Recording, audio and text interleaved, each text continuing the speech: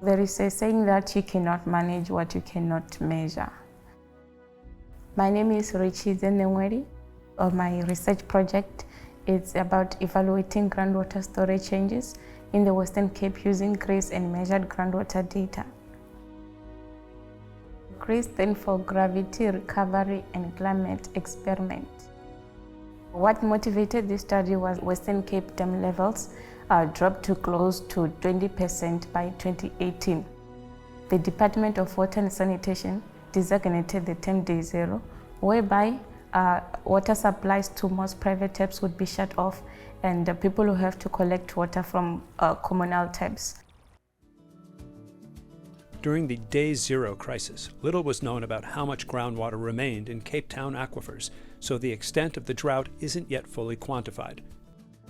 What we're trying to see is whether or not we can also see a decline in groundwater storage during that period, and perhaps one day we can use that kind of data as like an early warning or early detection system if, for instance, we run into a drought again.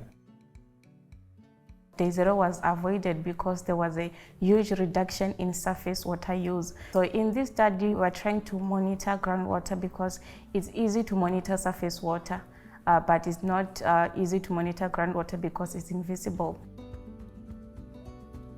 A clearer picture of the groundwater available will help build a sustainable regulatory framework for the future.